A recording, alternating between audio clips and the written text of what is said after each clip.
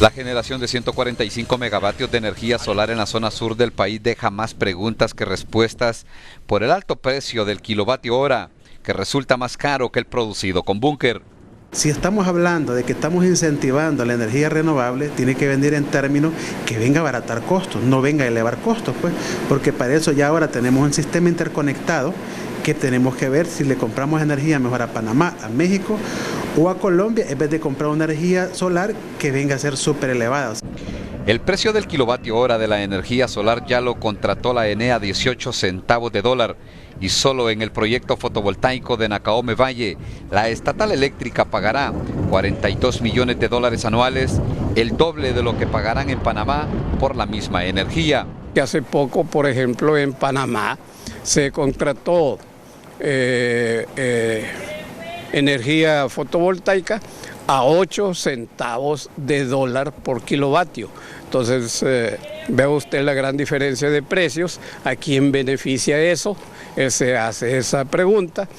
Pero la energía del parque fotovoltaico de Nacaome está muy lejos de llegar a la red de la ENE, pues se inauguró sin las líneas de transmisión antes de que sus inversionistas perdieran una especie de bono de 3 centavos de dólar por kilovatio producido, incentivo que llega hasta el mes de julio del presente año. Que hay un aproximado de 600 megavatios de energía fotovoltaica que pretende entrar al sistema antes del 31 de julio a precios increíblemente elevados de 18 centavos de dólar por kilovatio hora. En los últimos días, el gerente de la ENE, Luis Cosenza, publicó un artículo donde expone todas las dudas de estos proyectos fotovoltaicos que no pasaron por el proceso de licitación y nacieron en el 2014 luego de una contratación directa con un alto precio por kilovatio hora.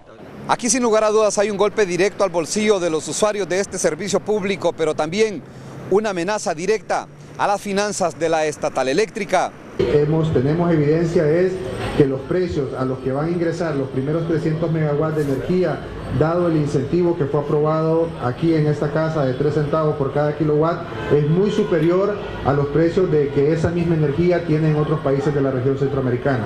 Y eso de una u otra forma va a afectar directamente la competitividad del país y las tarifas de energía eléctrica de cara hacia el futuro. No olvidemos que estos contratos tienen una vigencia de 20 a 25 años. Con los precios de la energía solar, muchos creen que a la estatal eléctrica le puede salir peor el remedio que la misma enfermedad, y no falta quienes proyecten que en algún momento la ENE tenga en disponibilidad centenares de megavatios que compró, pero que no puede vender a los usuarios por su alto precio. Ulises Aguirre, Telenoticias. ¿Qué ha pasado, doctor Tábora? Sí, yo sé que es difícil, pero yo creo que fue casi exactamente hace un año, en el mes de mayo, que yo tuve una comparecencia acá con el ministro Cerrato, en aquel entonces, después de la revisión del artículo 4, en donde también se tocó este tema, y creo que yo ahí fui bastante claro y bastante enfático en relación a este punto.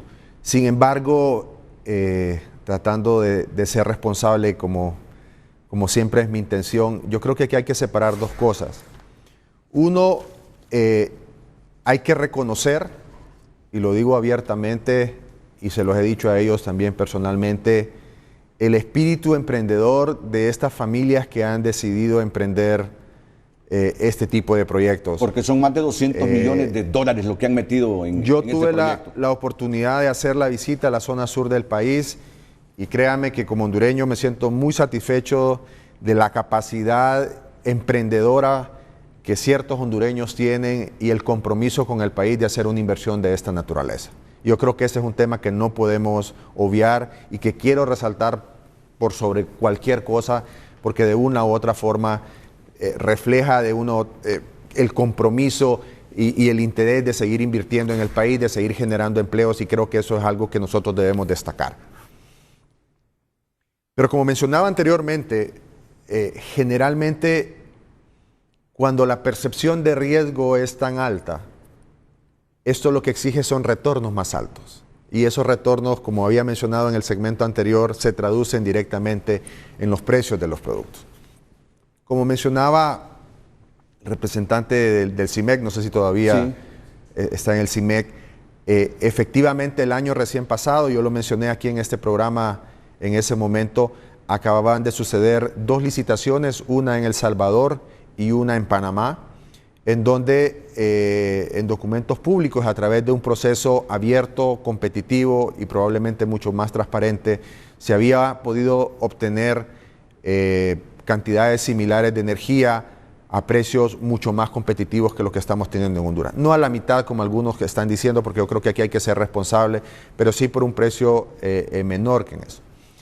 Sin embargo, como lo mencioné yo ayer en la declaración saliendo del Congreso Nacional, esto tiene 2 efectos importantes de cara hacia el futuro y que creo que han sido rescatados directamente por Ulises en la nota. El primero es de que mientras la ENE siga adquiriendo energía cara, ese costo directo eventualmente, independientemente del mecanismo que utilicemos para fijar las tarifas, será trasladado directamente a los consumidores. Y eso es una realidad. Y como yo lo decía ahí, afecta la competitividad del país, pero afecta la disponibilidad de todos y cada uno de los ciudadanos que pagamos el servicio de energía eléctrica. Yo creo que ese es un elemento importante a considerar. Y segundo, que también lo rescató Ulises y que es parte probablemente del involucramiento que nosotros como Gabinete Económico tenemos en materia energética, es que esto va a afectar directamente la capacidad del ENE de hacerle frente a este tipo de obligación.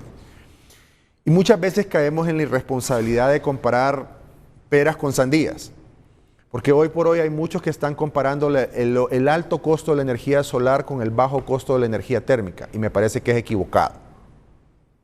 Que es equivocado porque hoy tenemos una coyuntura internacional en que los precios del petróleo están bastante bajos y por esa razón el precio de la energía térmica hoy por hoy es mucho más barata que el precio de la energía solar. Pero eso no es suficiente argumento para desestimar el uso de los recursos naturales que tenemos en el país, todo lo contrario. Mi punto fue hace un año, es y seguramente seguirá siendo, es que el costo que nosotros deberíamos de pagar por esa energía debería de ser el costo real que tiene esa energía.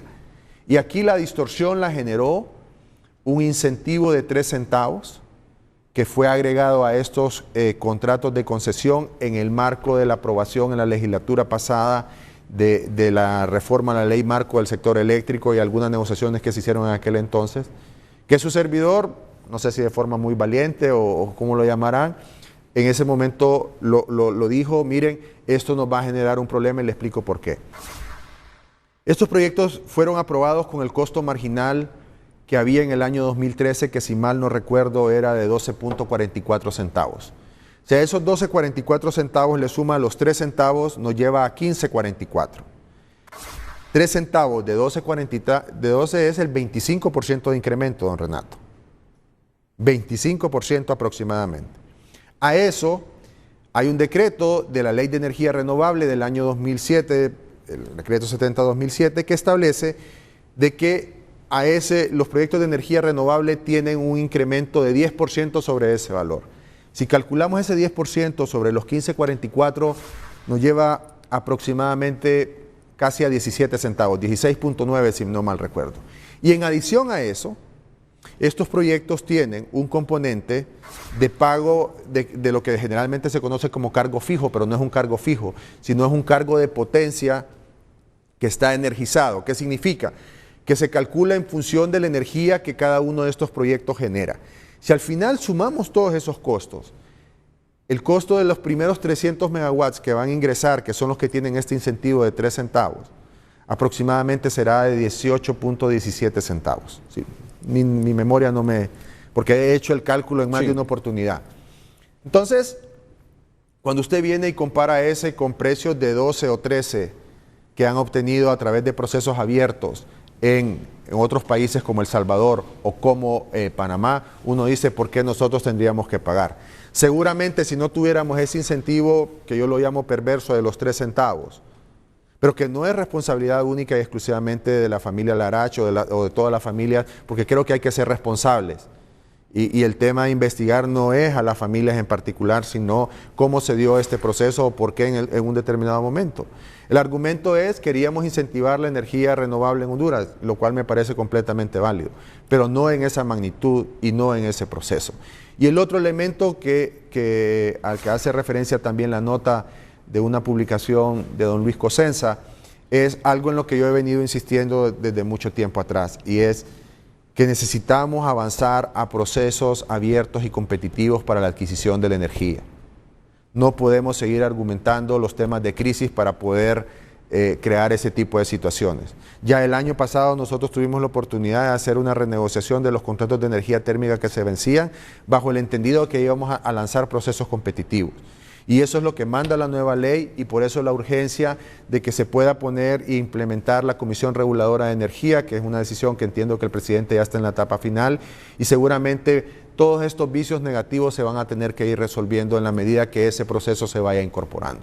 Porque yo creo que aquí, y lo mencionaba al inicio, no podemos sacar bandera política y utilizar este tipo de situaciones para eso. Hay que analizarlo desde el punto de vista técnico, de manera muy responsable y muy seria, precisamente para evitar este tipo de cuestionamientos, porque lastimosamente ahora, un proyecto tan importante como es el comenzar a producir energía utilizando el sol, se ve empañado lastimosamente por una situación de esta naturaleza, y no me parece justo, por un lado. Y segundo, porque también ayer lo mencionaron, y yo no he escuchado ninguna declaración de don Luis Laracho o alguien, pero entiendo de que en algún momento hubo una queja de que no se podían interconectar, es que los mismos contratos que ellos ya tienen establece una cláusula en que, dado que estos proyectos se van a interconectar a lo que se conoce como la red del CIEPAC, ellos deben de cumplir con una normativa no solamente doméstica, a nivel doméstico, sino también a nivel internacional. Y es ahí la Comisión Reguladora Regional, la CRIE, quien tiene que dar la autorización por el efecto que esto puede tener en el mercado regional. Y con esto no estoy diciendo de que va a tener un efecto negativo, no, es simplemente que es parte de un proceso que debemos de respetar.